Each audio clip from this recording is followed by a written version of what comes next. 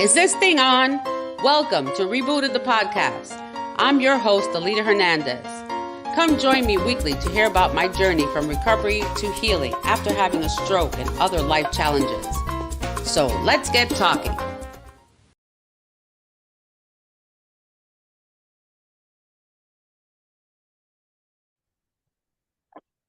Hi, everybody. I'm back. Alita Hernandez, Rebooted the Podcast, always bringing you interesting and important things for your health.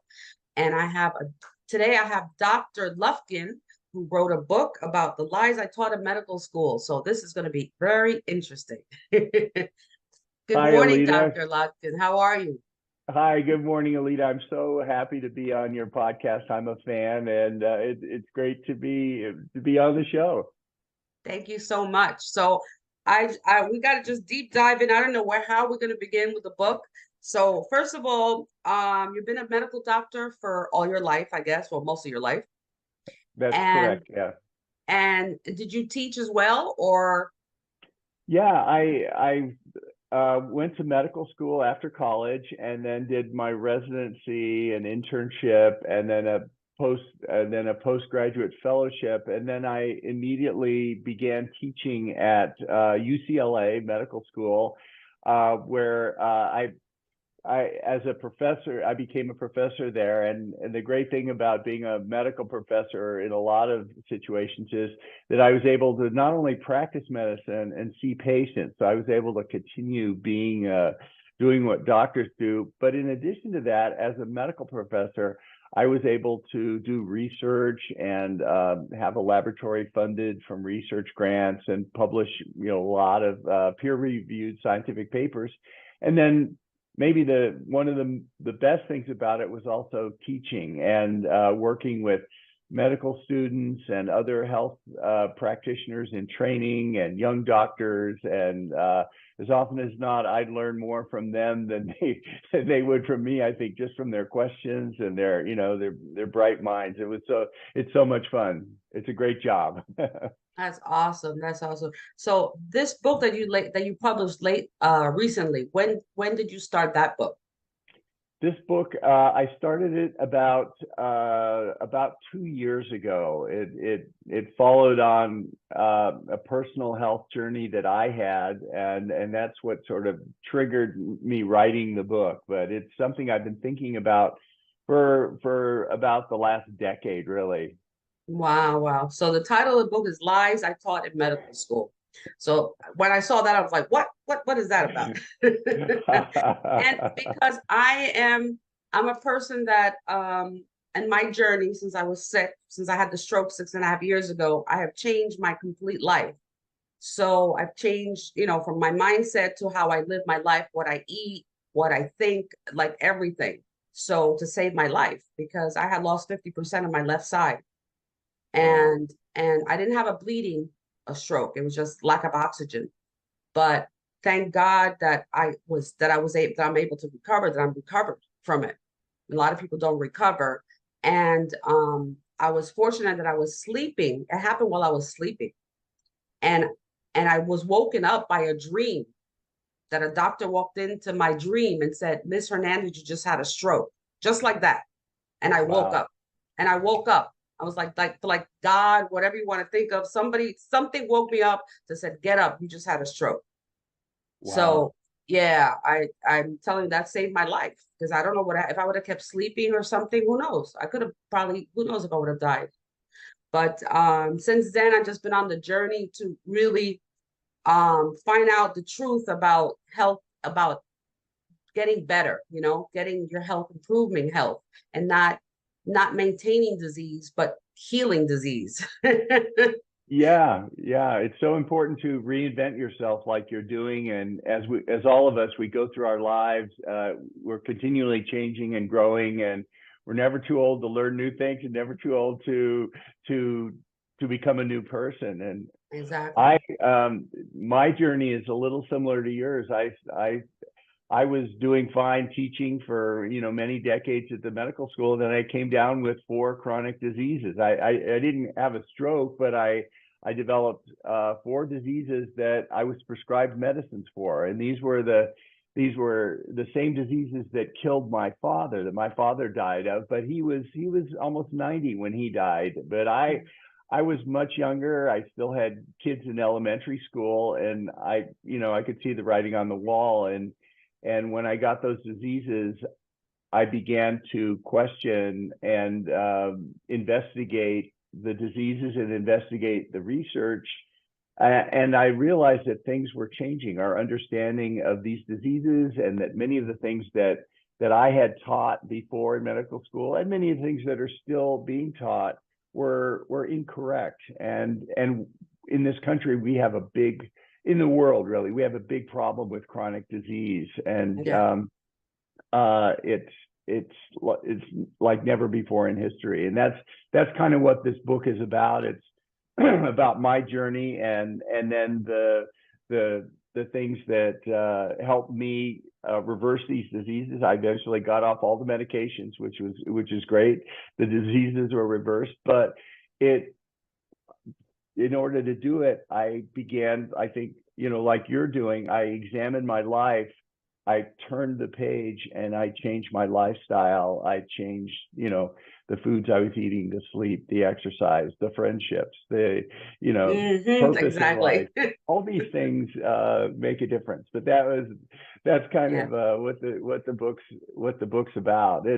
Yeah. And just the idea of lies, the title is sort of provocative. It gets people's attention. I don't think anyone intentionally teaches lies, but there's No. a famous quote from an old expert doctor, one of the leading doctors. He said that 50% of what we learn in medical school will be either incorrect or completely wrong in 5 years. The problem is we don't know which 50% it is, and that reflects the evolution of medical knowledge and the uncertainty. So when I talk about Right. lies, it's just a matter of underscoring the things that maybe we got wrong. They weren't Oh, really okay. taught as lies. The mistakes we made, kind of. Right, right, right. Well, I mean, it has to be very difficult. I mean, I have empathy for the doctors because you have to go through some grueling education, first of all, and then you have to deal with people every day, which is not an easy task. And I dealt with people when I worked in the IT field, right? So I was like customer service, helping people with problems and computer things. And that wasn't easy because you have to deal with people. You have to deal with their issues, right? So you have to deal with Mm-hmm. their personalities. You have to be like a psychologist almost, trying to help other people. And I find people are very stuck in the, how do you call it, the ritual of medicine, maybe, like, oh, I have something wrong, let me go to the doctor, oh yeah, they give me a pill, they give me, you know what I mean. And I mean, I personally, I tell you, I don't like any medicine, okay, unless I'm dying that I have to have something, but I've gotten off all my medicine. I was diabetic. I'm still type 2 diabetic, but I maintain my A1Cs at 6.1. So I'm good. But I was at 13 and a half. Wow. So Wow. I went from 13 and a half before I had the stroke, okay, to 6.1 from changing everything. Wow. Good for you. That So, that that's remarkable. Yeah, that's great. Yeah. and I think a lot, I mean, my personal opinion, unfortunately, our foods, nobody really, even though we have an FDA and we have all this stuff about foods, I don't think it's really managed properly.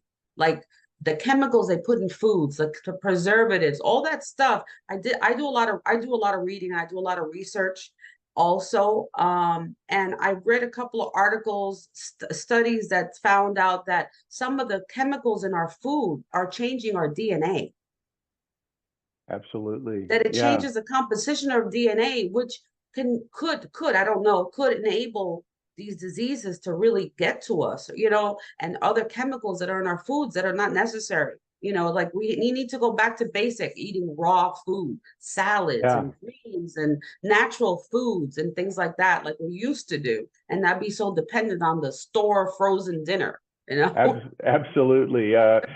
Somebody said that if we went back to eating the foods 100 that only ate foods that were available 150 years ago, most of us would experience a significant improvement in our health, just Yes. because of all the, the ultra processed junk foods that are really problematic. And right, and like you say, the simple trick in a supermarket is just avoid the center aisles where all the junk food is, and if you stay around foods that require a refrigerator or a freezer, or foods that spoil, are in general going to be healthier than foods that don't spoil and sit on the shelves for 20 or 30 years.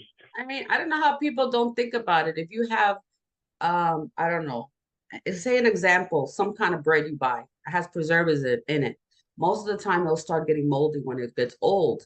But I've seen other ones that it looks just as fresh and it's been there for a month. How is, Right. like, people don't think about, why is that thing still look the same after a month? That's not normal. Yeah. Like the Oh, host sure, let me eat this. Oh, like the know. Hostess Twinkie after 20 Oh, years. I hope your sponsor's not Hostess. I apologize. no way. No, no, no. No But way. it's funny. Yeah, it's funny you say that. Growing up, when I was raised, my mom was a dietitian.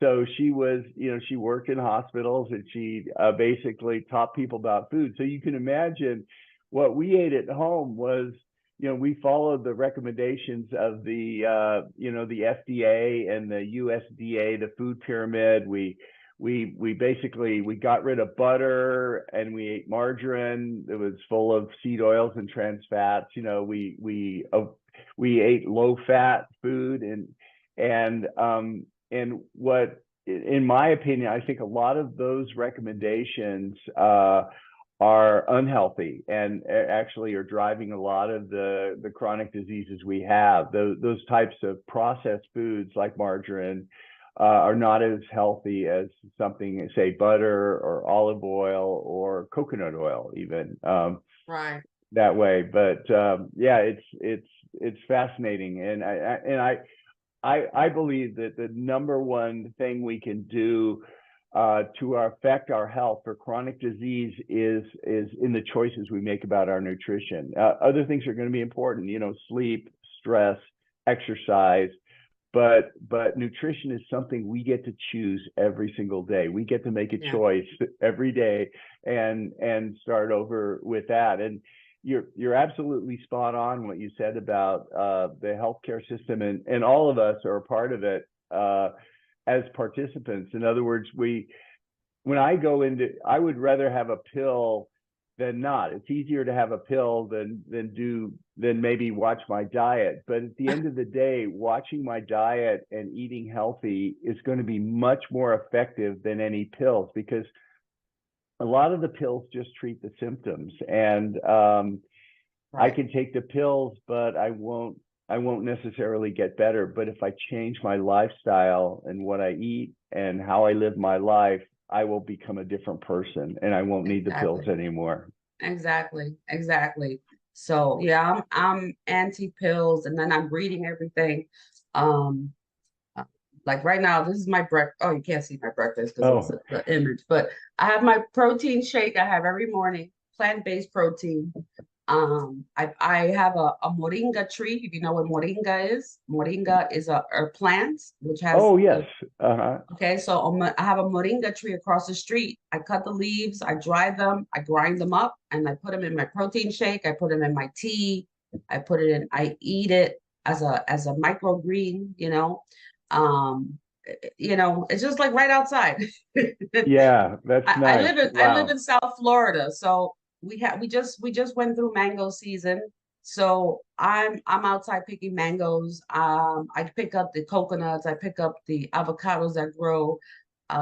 My family's from Puerto Rico, so my grandparents had a farm, and so my summers as a little girl I spent in Puerto Rico in the farm, feeding the chickens and taking care of the animals that were for food, and all the plants. And I used to just grab the fruits off the trees and eat them. So I have a thing about nature and dirt, and I like to get in there.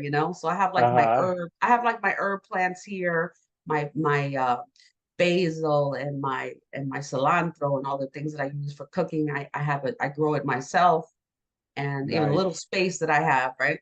But I remember Nice. those days. So you were talking, I gotta mention my aunt. So my aunt Hilda, she passed a while ago, rest in peace. But my aunt Hilda was one of the first ones, one of the, well, the first kind of woman in our family to get a degree in the 50s. She went to Hunter College in New York and she became a dietitian. And so she had Oh, a degree. really? Uh-huh. Yeah, she was a dietitian. And I remember when we used to go to her house, she had her pyramid, right? So we had a little protein or vegetable or carb or whatever. Then she would give us at the end of dinner, she would have a little dessert, even if it was a little bit of ice cream or some fruit or something. But she had everything measured, and she maintained. My aunt did not gain, she didn't gain weight till the end of her life. So she Huh. Huh. maintained, she had the same weight. I think she fluctuated 3 or 4 pounds and her Uh-huh. entire life, and she died at 85. Wow. Good for And the her. only That's reason, yeah, and she died because she got shingles, and then the shingles got complicated, and then she had dementia. I don't know what happened. It just, aged too, and mm-hmm. uh, and she passed. And my uncle, her husband, he used to man the farm. He built the house that they lived in Puerto Rico. He built the house. I was there when they built it, and then had the farm. So he used to grow beans and coffee and everything you can think of, and he was still in doing that at 83 years old. He was still fit, muscles, he had muscles, he was still fit out there every day. He worked out there, and he told me when I was there taking care of him, he said to me, so I'm having a hard time breathing, I'm not sure what's going on. And that's when they found out he had lung cancer. Oh, So oh. yeah, Hmm. so that did him in at the end. Mm-hmm. But I'm telling you, if it wasn't for disease, he would still be in the field, because his Uh-huh. mother died at 97 years old, and she had 16 children, and she lived Wow. in Puerto Rico on the farm, and she was a strong, tall woman. I remember she was very tall and strong, and she lived to like 96, 97 years old. Wow. And Good for uh, her. Yeah. and the thing is, talking about food. So I find food is so important, and people don't understand this. That the food you put in you is so important. In Puerto Rico, the soil is red. It's like a brick color because it's so fertile. The minerals, you can smell it. I just smell it. I wish I could take it with me. They don't let you. Right? I just want to take a whole bag here, because if I bring that here and put it in my pot, forget it. Everything will grow. And Wow. so I remember just everything being so fresh. And you still, when you go to the island, you can go and you just walk down the street. You got trees everywhere, fruits and everything you can think of, you know? Yeah, I And just visited Puerto Rico a couple of years ago, and I hadn't been there in a while, and it was after the hurricane, but everyone mhm. was so friendly and so nice. I just had such a warm feeling, just being on the island and enjoying it. What a wonderful, magical place that is. I think more people It need to is, know about it. yeah, it's people are there told different than they are here. I'm sorry. Something does, America does something to people, because when you live in Puerto Rico, it's a simple life. Okay. You live for your family, you take care of your land to help your family, the house, and you have your own things. Of course, times have changed since I was a little girl. I'm 58 now, so it's been a long time. So things have changed in 50 years. But you still have that. You still have that life in the country and stuff like that. But city has changed people. Money changes people. People live in different places and you simulate to where you live. So your whole dynamic changes. you Yeah, know. yeah, yeah. Huh, huh. So what do you so from the things I was reading, you have different categories of the diseases. So we can just pick one, like diabetes. What have you found out about diabetes? Yeah, that's very interesting. Diabetes is probably the single most important disease that we're facing, and the interesting thing about diabetes is that diabetes. When I talk about diabetes, I'm referring to type 2 diabetes, which is 90% of it's the most Right. common type. The type 1 is a different type, but it's much more uncommon. The common one that everyone's getting, that more people are getting now than ever in the history of the world, is this type 2 diabetes. And a couple things really surprised me about it. One, that it's so foundational. In other words, type 2 diabetes in itself, it creates problems with our body, but it also contributes to other chronic diseases. Another, type 2 diabetes is linked to heart attack. It's linked to stroke. It's linked to cancer. It's linked to Alzheimer's disease. Alzheimer's disease is called type 3 diabetes just because of so many people with, there's an increased association of glucose abnormalities, which is what diabetes is, and Alzheimer's disease. The other interesting thing about type 2 diabetes that I didn't realize, as a doctor, I always thought that type 2 diabetes was like a lot of diseases. You know, you either had it or you didn't have it, you know, and if you had it, you did things to treat it. Well, what I'm realizing now is type 2 diabetes is based on something called insulin resistance. And I don't know if you've talked about that with your audience, but it's Not just yet, not yet. but the body doesn't process the normal hormones that metabolize sugars, basically, which is insulin.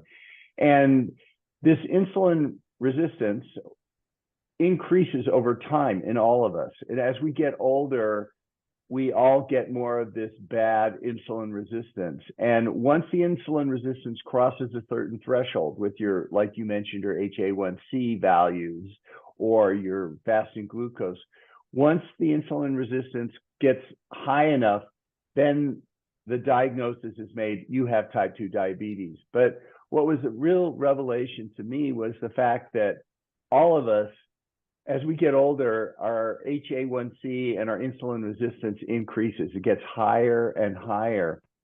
And the way I look at type 2 diabetes now is it's a disease of aging. In other words, it's sort of like gray hair. In other words, if I live long enough, and if I don't die of something else first, I will get type 2 diabetes. Everybody will. So what's the message there? Well, the message is that there are things that we can do to prevent type 2 diabetes. And as you found out, type 2 diabetes can actually be reversed with lifestyle changes, with diet.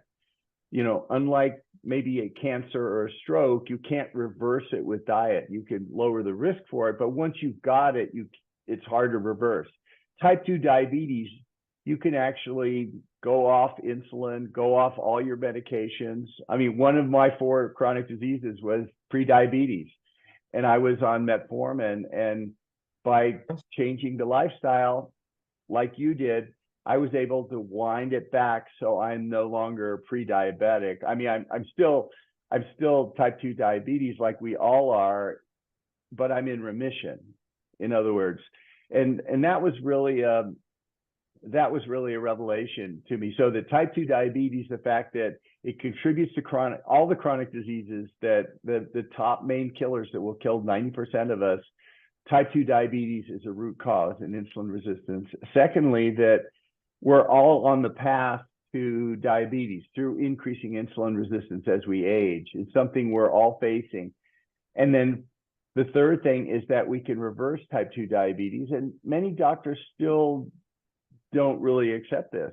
Yeah. But it's been shown, to my satisfaction, in controlled trials where, you know, there are companies like Virta Health that actually insurance will pay for.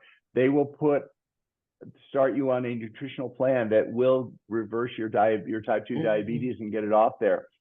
And the fact that we all get it, we all are on the path to diabetes, what difference does that make? Well, what it does, I think it should inform our choices about the food we eat, even if we're not diabetic, because we're all essentially at risk for type 2 diabetes and will eventually get there if we live long enough. So at age 30, at age 40, before we're diabetic, before any of these things happen, we should look at the choices we make in our food and avoid the foods that drive insulin resistance and that drive us on the path to becoming diabetic.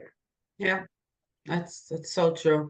Um, I was just thinking a couple of things. So my son, he's 20, one of my sons is 23 now.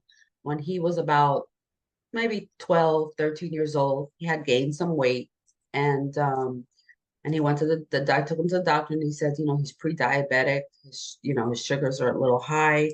He's too young. He needs to lose weight. I came home and I'm like, heck no.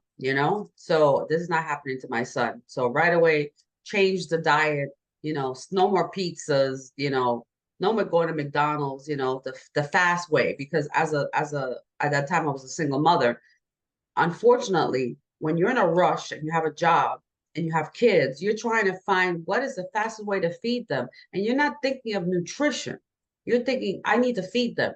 And because everybody takes their kids to McDonald's and Burger King, who cares? It's so bad for you. I don't enter those places.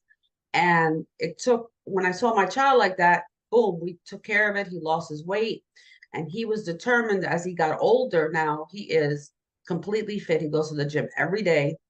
He watches what he eat. He lost about 65 pounds of fat as he got older, when he was like 18, 19, when he started working out. And now he's built muscle and he's going for a weightlifting competition for heavy weights and stuff like that. So, Wow. so he changed his life. He changed his lifestyle. He saw me when I got sick with the stroke too. And I wanted to mention that I thought about these things when I worked in IT and I used to be an IT manager. So my job was very, very hectic. There I would go, 10, 12 hours a day. I'd be running around, people had problems, and I wouldn't eat properly. And I remember I was getting the signs back then about the diabetes because my sugar would plummet and I would start shaking. And I'm like, what is wrong with me? And I'm like, and I could feel like I was going to pass out. And I'm like, I don't know what's going on because I had no food in my stomach. I had no fuel. So from me not eating, then eating, spiking my sugar, going up, then going back down, then going back up. I didn't understand it. I understand it now. The damage I did to my body.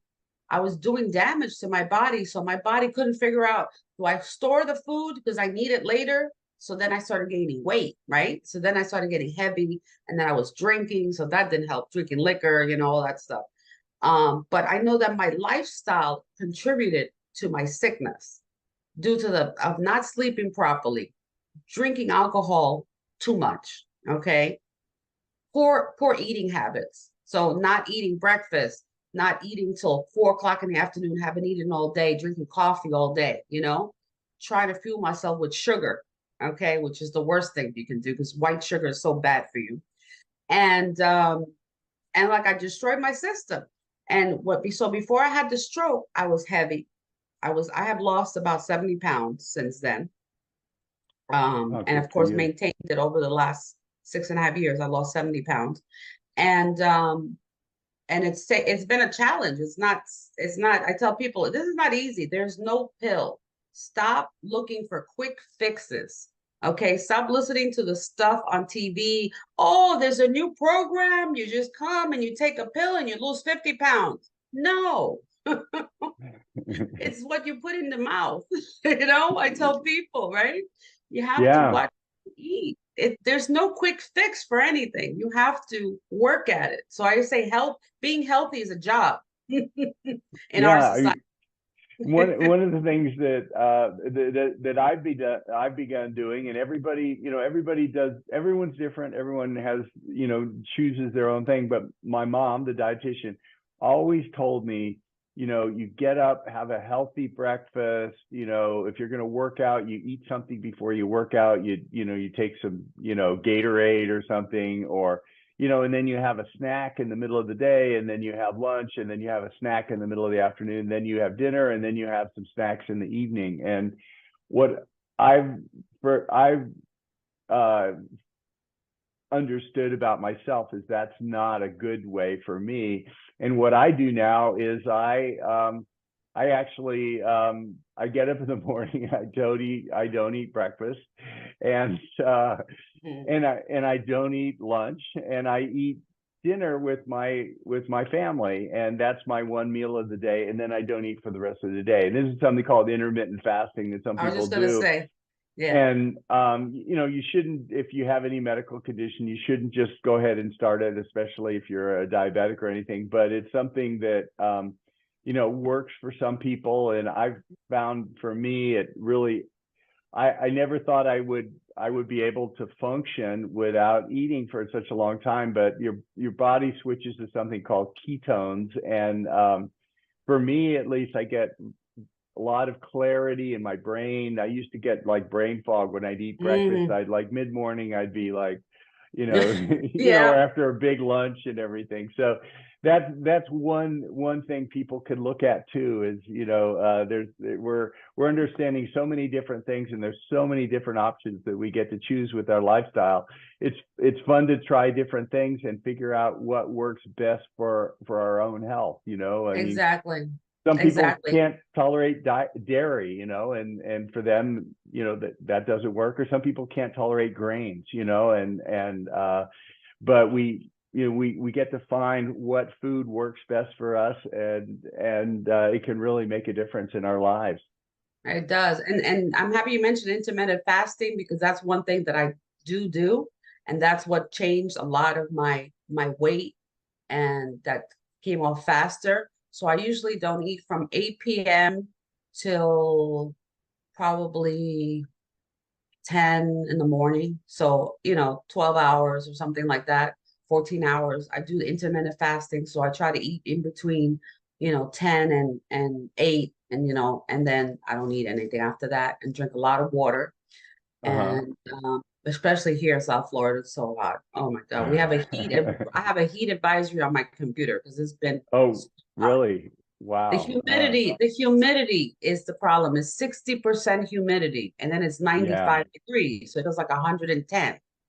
Yeah. And Yeah. so I mean, my That's right. picture painting is beautiful. If I could just stay at the beach all day, it would be nice, but I can't. Yeah, But I'm out in California, and it's hot here, but at least it's drier than on the right, East yeah, Coast. So at least we have the humidity working for us a little bit. right. Yeah, I lived in California for 13 years. Oh, really? I lived in San Fernando Valley. When I Oh, left, I nice. lived in Lakeview Terrace near Silmar, Yeah, where the of course. horses are. I Yeah. had a horse up there. Oh, I Oh, loved that's it. beautiful up there. I Yeah. missed the California mountains. That's the only thing. If I could have this weather I have here with mountains, and then I'll be like in Puerto Rico, right? That's what it That's is. right. Yeah, that's right. Exactly. So I do miss the mountains because there's really Uh-huh. nowhere to. It's the only mountain we have is the garbage dump.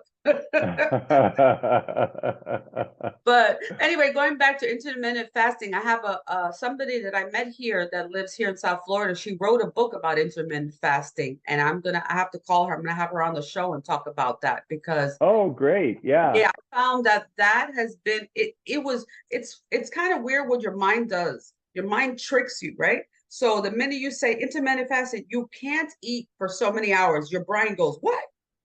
What do you mean I can't eat?" Like it does something, right? Like, what do you mean? Like Uh-huh. you get freaked out. I can't eat for 12 hours? You're not gonna die. There's nothing Yeah. the body adjusts. And Yeah. you're not hungry. You don't think about it. You just go, I feel like I have more energy. I do too. I do too. A lot of Like I people go and say go and that. go, and then I'm like, oh, I have to eat.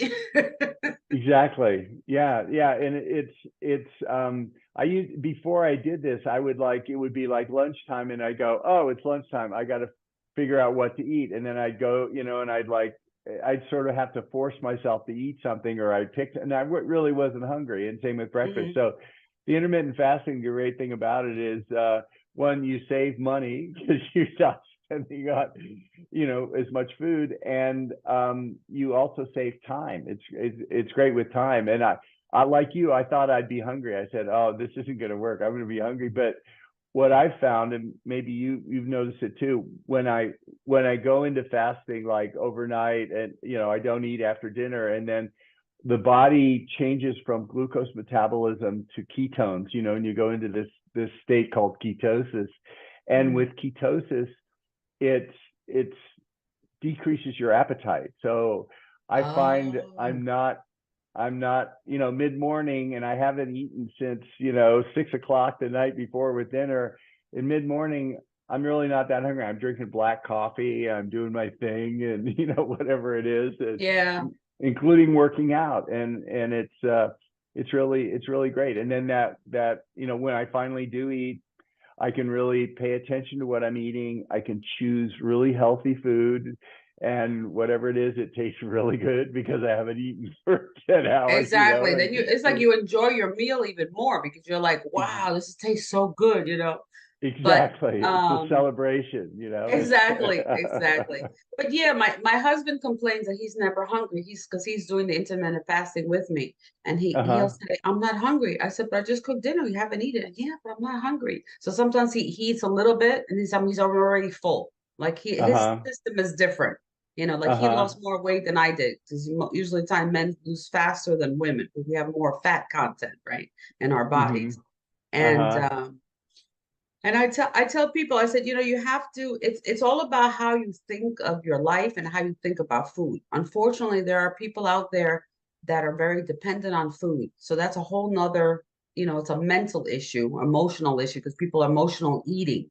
And I Yeah. remember doing that before. The same way when you think life is hard, so let me grab a glass of wine. I mean, I could enjoy a glass of wine, but when you're reaching it for a reason, the same way you reach for food, right? It's not healthy. Yeah, yeah, and and that was a revelation to me too. And I talk about this in the book a little bit about how um, the food we eat, especially the ultra processed junk foods, it's it's it's there's a huge psychological component to it. In other words, you could Mm, you could someone can understand how harmful these foods are, but then they'll go ahead and eat them anyway, be, even though they know the damage they're doing to their bodies. It's because there are other psychological factors. It's actually like an addiction.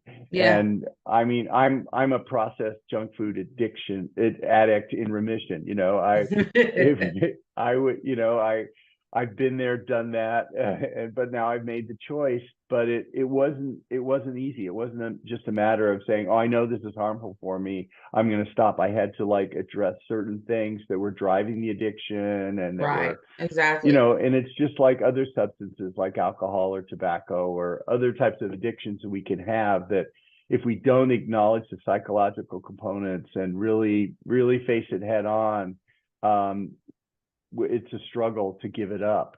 Yeah, it is. And you added the word addiction because that's what it is. We become addicted to foods. We become, different substances in our environments. So it's not just alcohol and tobacco, but other things too. And it's Yeah. unfortunate. It's unfortunate. And Yeah. In the and processed food, if I just no, one go more ahead, thing go on ahead. that, yeah, No, go if ahead. I could, on the processed food, one other thing that just struck me in this was that processed food has a lot of effects on our body, on chronic diseases, like we mentioned all these things. But there's one thing I didn't expect, and that is the effect it has on mental health. There's Mm, a gentleman, Christopher Palmer, who's written a book called Brain Energy. He'd be great to have on this podcast. He's mm, a psychiatrist from Harvard Medical School, and he's finding that his patients, which have schizophrenia and manic depressive disorders, these severe psychiatric disorders where they're in mental hospitals, they're on medications. He's found that for some, but not all of them, but some of them, he could change the food that they eat and basically take them off processed junk foods and remove them entirely. And they go off all medications and they actually get better and they can go into society. And so this tie between foods we eat and mental health is very interesting. But the really fascinating part is that it not only drives things like schizophrenia and major depression, but it also, if we step it back a little and think about you and me and our families and our friends living our regular lives, we're not full on psychiatric. We don't have psychiatric diagnosis, but think about it.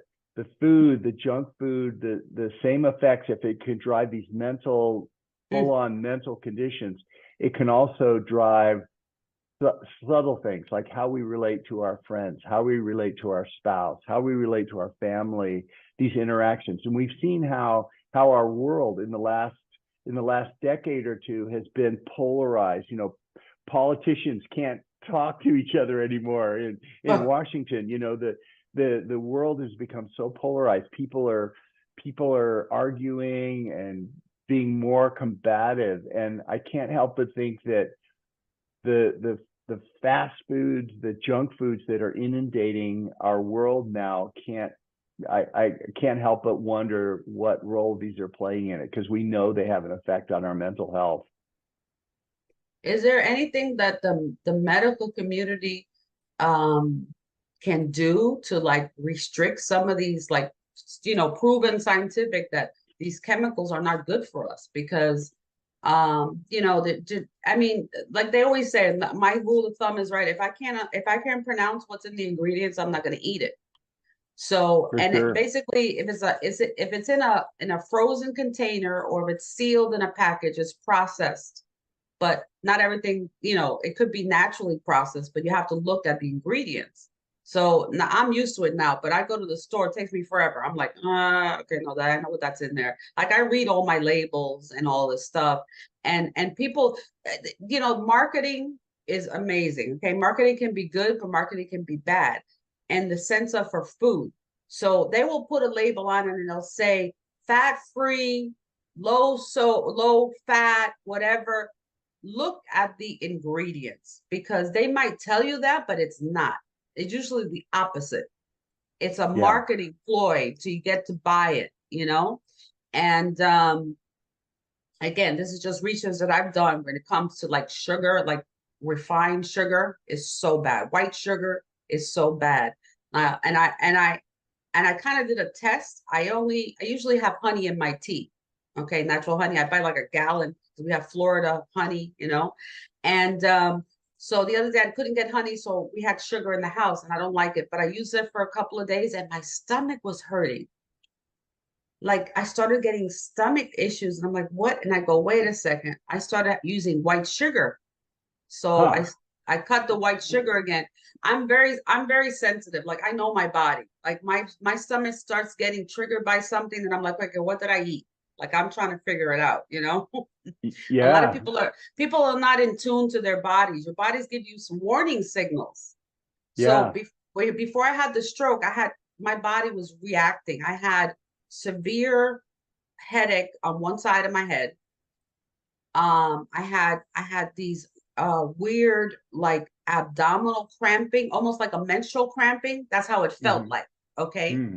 And my sugar would not go below 400 Wow. for two Wow. weeks. For 2 weeks, I was like this. Wow. I went to the emergency room 3 times, went to my medical doctor. Nobody could figure it out. I went to Hmm. the doctor on a Friday. I was at the hospital here, and I was so upset because the doctor's like, oh, you have migraines. And he gave me oxys. Hmm. How are you describing me oxycodone? You don't know who I am.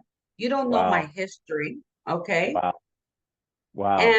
And I left the hospital, and that night went home and I had a stroke.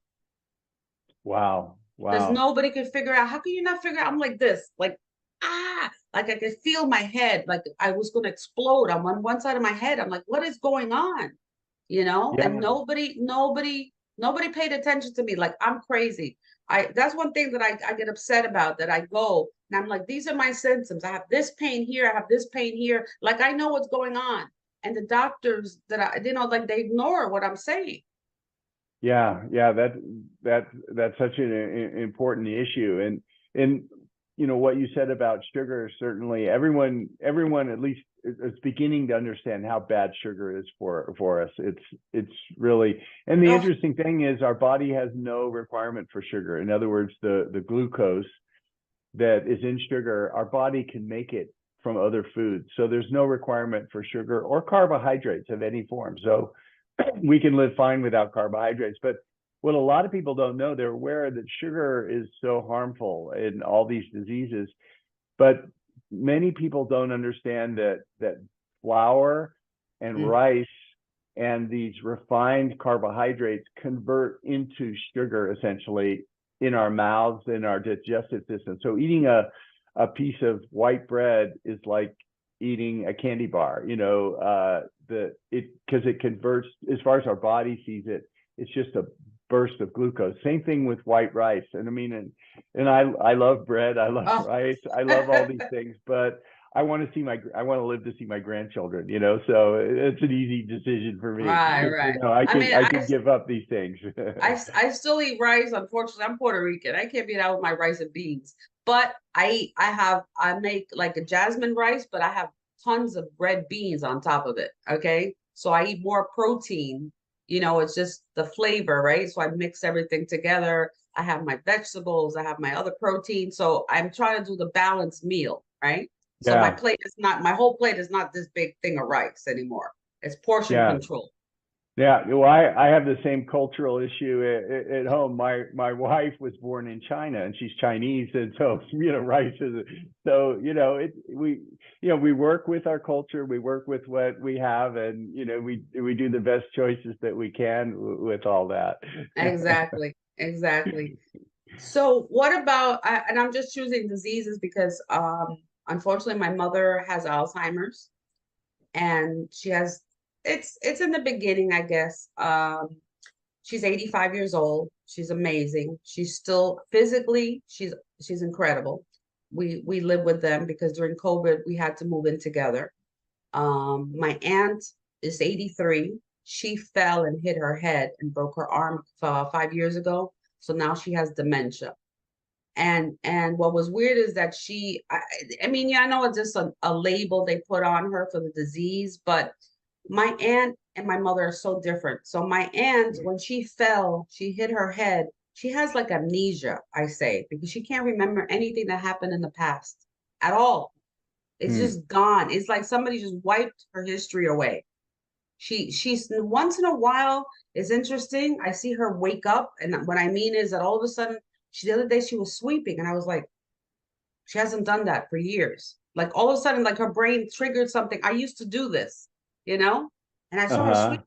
I'm like, what are you doing? Oh, I'm sweeping, and I'm like, okay, I just let her Huh. be, you know. So Uh-huh. I because I'm with them, pretty much 24/7. So I see the changes in them. And then my mother's a classical pianist.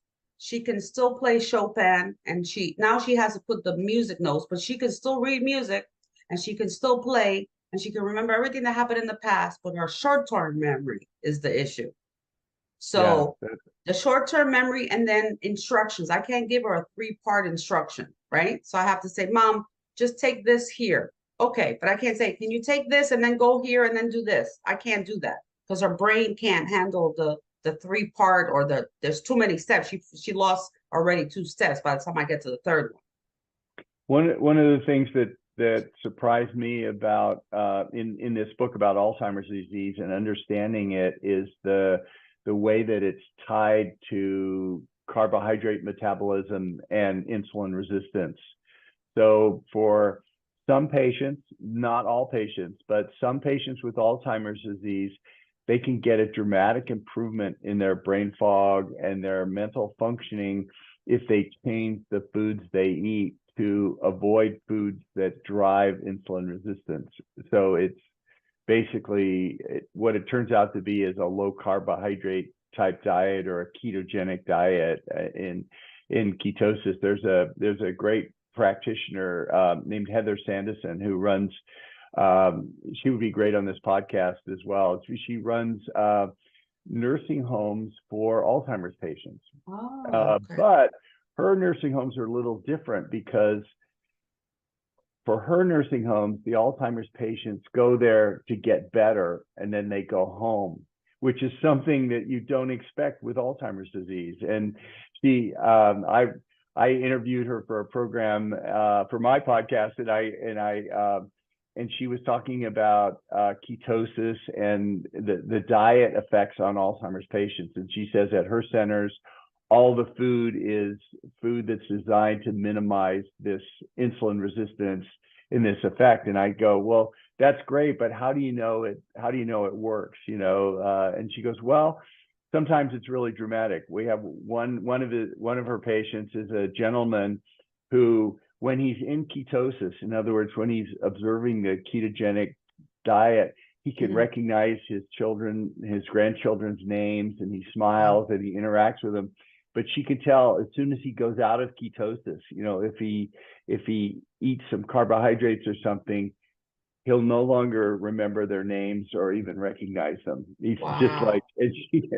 it's really dramatic. So that's something to consider. And Dale Bredesen has written a number of books about that, about the end of Alzheimer's, and different approaches to remove toxins in the environment that you've talked about, change diet, and these other things that for some Alzheimer's patients can actually slow down the disease or even reverse it, because Alzheimer's is it's a big diagnostic category that likely represents a lot of different diseases. Even Right. B12 deficiency can cause brain fog and memory loss. And if you Mm. just give someone a B12 pill, vitamin B12, you'll quote cure their Alzheimer's. They didn't really Wow. have Alzheimer's. They just had, memory loss because of B12, but they were diagnosed as Alzheimer's because that's what we call old people who can't remember things. We call it Alzheimer's, Right. Right. but anyway, there's a lot of Wow. breakthroughs with Alzheimer's disease and the effect of lifestyle. And again, these choices we make. So I would, urge anyone with caring for anyone with Alzheimer's disease to look closely at the lifestyle, because that can have Yeah. a dramatic effect. Oh yeah. I mean, I cook every day for them. Even though I'm a very busy, very busy life with a business and the podcast and a whole bunch of things that we're doing. But it's important to me, we were raised to take care of our family. My grandmother died here, this home, when she was 90. My uncle, my aunt's husband, died of cancer here, and he was young. He was only 65 when he died. It was really sad. And but we've always taken care of our family. So my mother and my aunt, and I also have my husband's aunt here. She's younger. She's like 71, but she's physically has some limitations and stuff. So Mm-hmm. we kind of all take care of each other. Yeah, that's You know. But it's like the diet, I watch the diet, I change things. My aunt is very stuck to, like, she only eats certain things. She's very picky, right? So I try to modify it because she want a chicken cutlet, breaded chicken that's fried. So I'm like, so I try to do it. So I bake it, then she'll complain about that. So I try to alternate. Like I'll bake meat for her instead of frying. Like I change, like the Puerto Rican food, I change it. Instead of frying things, I bake it or I put it in the air fryer just to not have any oils. And I try to modify it. And I give my mother the protein. I give her protein every day, plant-based, with the moringa powder and everything too. And so I try to give her healthy things as well, fruits and uh-huh. vegetables. I always have a bowl either of plums or a cantaloupe or something on the table so they can, eat. I take it out, have some fruit, don't have cake and don't have cookies. And they still Yeah. like those things, but what am I gonna do? I have to, you give it, Exactly. exactly. So you kind of weigh it. I buy them, I try to buy them healthy ice cream if they want ice cream. So I mean, at 85 years old, come on, she's lived a long life already. But Exactly. all these diseases, I mean, like we said, my husband's cousin, unfortunately, he passed away. He was only 46 years old because he was diabetic, and he gave Wow. up on his life. He got heartbroken. He was heartbroken, and he basically gave up. And Wow. when he passed away, he was a, big man, over 6 feet tall, big guy. And he actually I have his picture here. So very handsome man, very handsome man. That was him right there. Wow. Wow. Huh. Yeah. Yeah. So that was JC's aunt's only son. Hmm. And his kidneys shut down, all his organs shut down, Oh my goodness. basically, because Wow. of the diabetes, the sugar. And I tell people, I said, you can't, this is not a game. Diabetes is not a game. When the sugar, and I know this for a fact because it happened to me when I was at the worst health in my life. My sugar was at 550. I wasn't checking my blood, and I wasn't taking care of myself. And that's the truth. I was just eating whatever. I was drinking. I was not doing anything. This was about 10 years ago. And my sugar was like at 550. I went to the doctor and I said, I don't know what's going on, but for the last couple of weeks, I'm losing weight. I lost 20 pounds, but I wasn't doing anything. And I couldn't figure out why I was losing weight. And I was thirsty and thirsty and thirsty. And I was drinking gallons of water a day. And I'm like, what is something's not right? And when I went to the doctor, he said, he says, look, you're lucky you haven't had a stroke or a heart attack right now. He says, your blood pressure's through the roof. Your sugar was 550. Your Wow. A1C was like 14. I was a mess. And he says, you're basically, your organs are starting to, you're eating it, your body's eating itself, right? It's eating the Yeah. fat. It was eating itself away. And I didn't Wow. understand that the Wow. diabetes starts eating the high sugar starts eating your organs and starts, so you start getting like bladder infection. I had a bladder infection. Yep. You start Yeah. getting, as a woman, you get yeast infections, horrible Yeah. yeast infections. Just so many things, and people don't understand, Yeah. that, and that's what happened to Carlos, who passed away. His kidney shut down. He was on dialysis already. He just gave up, and he had a lot of medication. When I cleaned out his house, we found all the insulinses were there. He was on some kind of trial medication. Everything was there. He didn't take it. He just didn't take it. Wow. Wow. And it was all Yeah. about eating, because what was he eating? He would ask for McDonald's and Kentucky Fried Chicken. The Yeah. worst two things you can possibly eat as a diabetic. You can't Yeah. eat Kentucky Fried Chicken, fried fat. I mean, come on. Yeah. Yeah. It's interesting the effects you can get with the diet on Oh, that. There's a one extreme, veganism is one extreme and then the other extreme is sort of carnivore, where people yeah. eat only meat. And there's a study with the carnivore people, when they eat only meat, they don't eat carbohydrates at all. And the carbohydrates is the food group that causes diabetes. So when you take type 2 diabetics and they convert to a carnivore diet, uniformly their diabetes goes into remission. It's amazing because they don't have any carbohydrates in their diet. Oh, Isn't that right. interesting? Yeah. Because type 2 diabetes is basically a disease of carbohydrate intolerance. It's sort Oh, of like lactose intolerance is what people who oh, don't like milk, and right, dairy, right, they're right. lactose intolerant. So that's a disease. You have diarrhea, you're upset. So how do you cure lactose intolerance? Well, you stop eating anything with lactose in it. So you avoid dairy. So how do you control carbohydrate intolerance, which is type 2 diabetes? Well, you avoid carbohydrates and the diabetes goes away. It's amazing. Wow. And this I don't think is emphasized enough to people, and it's not well known or even accepted by some physicians. Yeah, of all the years I've been diabetic since since I was like 40. Um, Actually, I had gestational diabetes.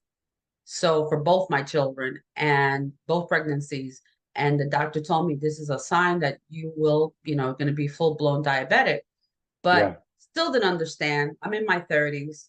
What are you talking about? You know what I mean? Like, we're Mhm. at that age in our 30s. We're like, yeah, okay, whatever. So I'll stop eating one thing. Then when they start telling, well, you can't eat rice, you can't eat pizza. I'm like, what? What are you talking about?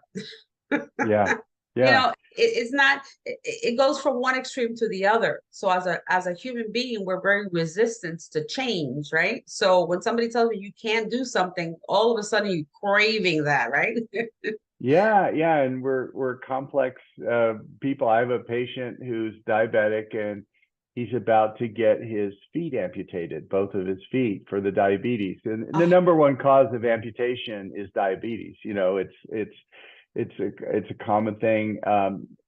But I was asking him about his diet, and he says he has one Coke a day, and that's all his doctor will allow him. And I said, one Coke, that's all sugar. That's driving your diabetes. And he goes, I love my Coke. I don't need my feet. It's like, really?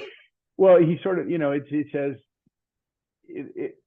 it, we're all complicated organisms and, all the things that drive us. But he was, someone, it was very clear that, if you take the Coke, you're going to have to give yourself more insulin. It's going to drive your thing. But he still did it one day a week, and he was starting to go blind, and his feet were going to be amputated. But for him, it was worth it to have the Coke, or the That's sugar or terrible. whatever. That's terrible. That's terrible. Yeah. And talking about that to other effects of diabetes. So when I had the stroke, my vision changed. So before it changed, and I kept saying, I'm going, why? I'm having a hard time seeing. I went to the doctor and my vision changed 3 times and actually got better. I don't understand that. It got better, not worse. So I was like, I had to take my glasses. I go, wow, I can actually see. Like I could see actually better. I thought this is really weird. Me and my brain, I'm starting thinking, I wonder why. What we should do some research. Like I should have been a doctor. I'm always like, let's do research. Why did vision change? Like, why did it change? Like maybe it has something, So and I remember going when I was real sick. They told me I had diabetic eyes already. And they showed me the picture how my veins were, the blood vessels were really bad. And he said, if you don't do something, you could lose your vision. So thank God till today, my eyes all healed. I have no diabetic eye. My eyes are normal. They're back to the way it was. And again, just telling people your body does heal. Our body is a fine-tuned machine. Okay. Yeah. It heals itself. You cut yourself, it seals, right? And Yeah. and people used to tell me all the time, oh, but you're diabetic. I don't like labels. Okay. I have something fine, but I'm not going to harbor on it every day because then you're focusing on the disease and not a cure. At least I feel that Exactly. way. So, Exactly. they used to tell me, oh, you're diabetic. You have to be careful. You can't cut yourself. You won't heal. And I'm like, I healed in 2 days. It was sealed. I have no problems. My feet are fine. I'm always, watching everything.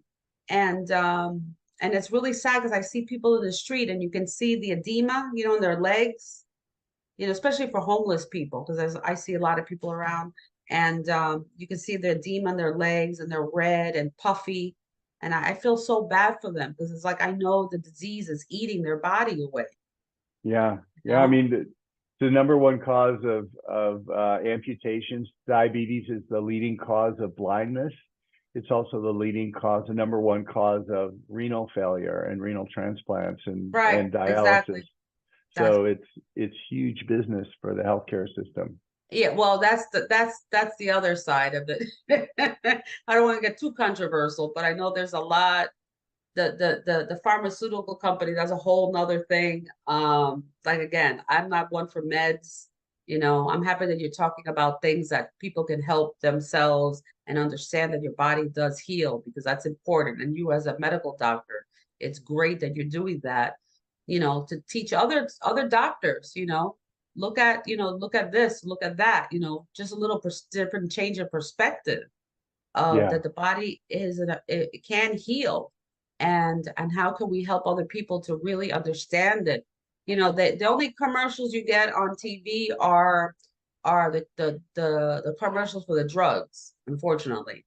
But there's never a commercial that says, hi everybody, today we're going to heal your body today. If you stop eating this, guess what? Like they don't do none Yeah. of that. Yeah. No, absolutely. They have, I mean, I hate to say it, I'm not going to mention the name, but there's a commercial that comes out that has like a diet plan, right? And have pre-made food, right? And every time that commercial comes on the TV, I'm like, oh yeah, and you lose weight, but you get cancer at the same time because you're eating processed food. So, I always add to it, like we're like, doesn't people realize that convenience is not necessarily healthy? Yeah. Yeah.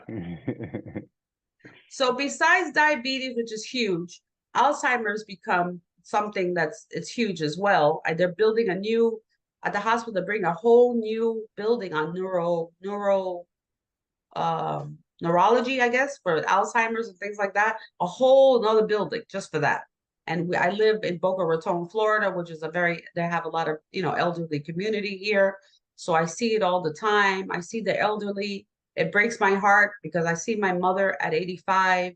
And if you see her she looks like she's 50, okay? And then I see other people that are just look like they're just walking dead because Hmm. they're so ill from their disease and they don't know how to function. They don't know about diet. And there are dietitians because I was sent to a nutritionist and a dietitian, but still there's something missing. Like there's something missing there when you go to the nutritionist. I don't know. Like I said, it's your mindset. You have to be prepared. I want to be healthy. You have to like, I think they should have, besides going to nutritionist, you should go to a psychologist because I think we should talk about where we're at mentally and emotionally, or like we talked about when it comes to food, to address those things before you start doing a nutrition plan. Because a person who's having emotional issues with food, and then you give them a nutrition plan, and you tell them you can't eat this and you can't eat that, it's like a mental breakdown. When they told me you can't eat pizza anymore, you can't have this anymore, I'm like, excuse me, wait a second. All my life I eat a certain food, and now you want me to cut everything and like start over again. That's very difficult. That's a very difficult task to do that. You know, I was really like fighting it, like, no, I'm gonna eat what I want to eat, you know, that kind of thing. But this has been such an amazing conversation. I know we can probably talk for hours on end. There's so many different diseases, high blood pressure. You know, my aunt suffers from high blood pressure as well. That's one of the reasons why she fell. She went to walk to go get the mangoes at the neighbor's house, and she literally just flat faced on the ground. I think her blood pressure went up and she just collapsed. And I've taken her to the cardiologist now, and they've adjusted her medicine. So thank God she's good now with her blood pressure. And mentally she's stable, you know. I don't see it in the last 3 years, it hasn't really changed too much, you know. It's been pretty steady, which is good. At least I don't have a on both of them. They're not, it's not, they haven't gotten worse, you know, so severe. Even with COVID, we all had COVID as well. But But anyway, we can get your book on all platforms, correct? Your book is sold on Amazon and all these Yeah, different platforms.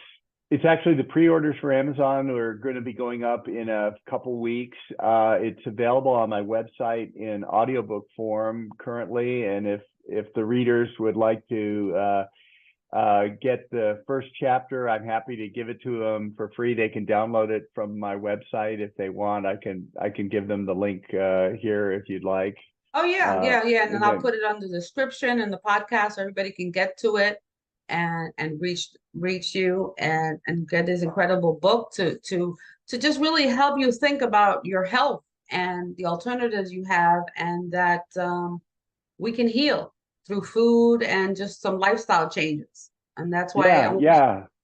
Yeah, you know. it's the website's Robert Lufkin, Lufkin, MD.com.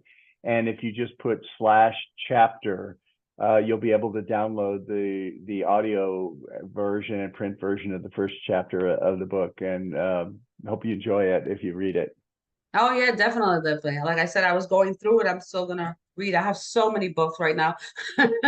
I've been interviewing about, I don't know, I think I did already about 8 different authors on different books and different things.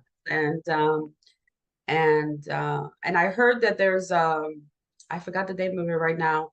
I got a press release the other day regarding there's a new like an award for writers because Oh, it's very okay. Uh-huh. hard. Yeah, it's very hard to be a writer these days because technology has changed things. I mean, it's making it easier for you to get your book out there, but it's Uh-huh. not the Yeah, same here's the like book. Yeah, before. whoops, there There you it is. go.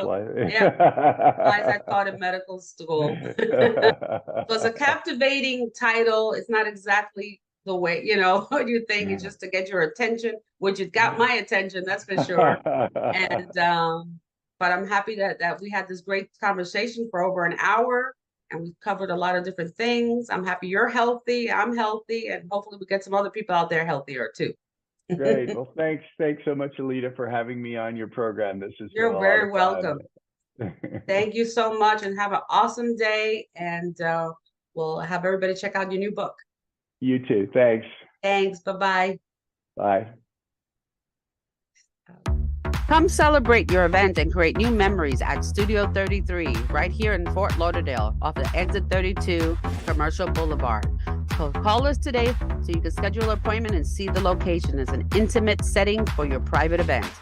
Call us at 954-530-7193. Again, 954-530-7193. Also, our website is studio33f as in Frank, ll.com. And you can find us on all social media at Studio 33 FLL as well. Again, call us today for your appointment and come see our venue. We are filling up fast till the end of the year.